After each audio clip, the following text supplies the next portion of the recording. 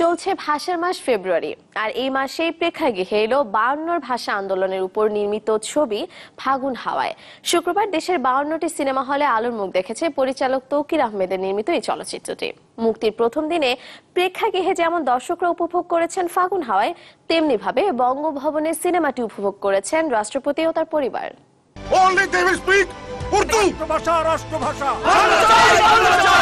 বান্নর ভাষা আন্দোলনকে উপজীব্য করে পরিচালক তৌকির আহমেদ তৈরি করেছেন তার ষষ্ঠ ছবি ফাগুন হাওয়ায়। শুক্রবার সিনেমাটি মুক্তিও পেয়েছে 52টি প্রেক্ষাগৃহে। টিটু রহমানের বউ কথা কও গল্পের অনুপ্রেরণায় সিনেমাটি দিয়ে প্রথমবারের মতো বড় পর্দায় জুটিবদ্ধ হয়েছেন সিয়াম আহমেদ ও নুসরাত ইমরোজ তিশা। এছাড়াও ছবিতে আছেন ভারতের যশপাল শর্মা, আফরোজা বানু ও আবুল হায়াতের মতো তারকারা। কিছুক্ষণ বসবে। সিনেমায় শুধু ভাষা আন্দোলনই নয়, আছে প্রেম, বিরহ আর তারুণ্যের বাঁধ ভাঙা উচ্ছ্বাসের গল্প। মুক্তির প্রথম দিনে ফাগুন হাওয়ায় মুগ্ধ হয়েছেন হলে আসা দর্শক। আমি মনে হয় 1952 সালে সেই ভাষা আন্দোলনের মাঝখান দিয়ে যাচ্ছি। বর্তমান জেনারেশনের জন্য অনেক বড় একটা লেসন হয়ে থাকবে। ছবিটা করতে অনেক কষ্ট হয়েছে, অবশ্য সবার অভিনয়টা ভালো হয়েছে। সিয়াম তারপর তৃষাদের অভিনয় খুবই ভালো লেগেছে, অনেক ভালো, মানে ভিতরে ছুঁয়ে গেছে। স্বাধীনতার 48 বছরের মাথায় প্রথমবার ভাষা আন্দোলনের প্রেক্ষাপটের ছবি এলো প্রেক্ষাগৃহে। পরিচালকের মুন্সিয়ানা আর শিল্পীদের অভিনয় দক্ষতায় দর্শক যেন ফিরে গিয়েছিলেন 67 বছর পেছনে। ইতিপূর্বে মুক্তিযুদ্ধ নিয়ে ছবি অনেক দেখা হয়েছে, অসংখ্য ছবি দেখা হয়েছে, কিন্তু এই ফার্স্ট ভাষা আন্দোলন নিয়ে ছবি করা হয়েছে।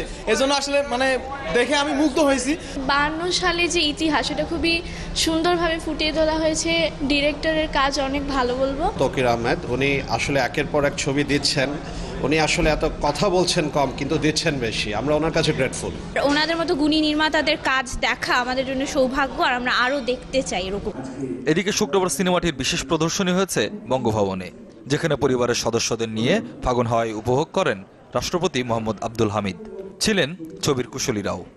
আমি মনে করি ফাগুন হাওয়ায় চলচ্চিত্রটি তরুণ প্রজন্মকে মহান ভাষা আন্দোলন এবং ভাষার অধিকার প্রতিষ্ঠা করতে যারা বিভিন্নভাবে অবদান রেখেছেন তাদের সম্পর্কে জানতে ভূমিকা রাখবে। আমি আশা করব আমাদের নাট্যকার, চলচ্চিত্রকার, লেখক, গবেষক সহ বুদ্ধিজীবীগণ মহান ভাষা আন্দোলনকে নিয়ে আরও বেশি কাজ করবেন। সবাইকে আমি আমন্ত্রণ জানাতে চাই, কারণ আমাদের দেশের ছবি, ভাষার ছবি, ভালো ছবি এমনিতেই কম হচ্ছে। তো যখন আমাদের সংস্কৃতি নিয়ে, আমাদের ঐতিহ্য নিয়ে কোনো ছবি হয়, আমার মনে হয় দর্শকদের নিজ দায়িত্বে দেখা উচিত এবং তারা অবশ্যই বিনোদিত হবেন। এই ছবির সেট থেকে শুরু করে কস্টিউম, প্রপ সব কিছুই আমাদের 52 কথা মাথায় রেখেই করতে হয়েছে। ফাগুন হাওয়া একটি উপভোগ্য ছবি করার চেষ্টা আমরা করেছি। কতটা পেরেছি সেটা দর্শককে বলতে পারবেন।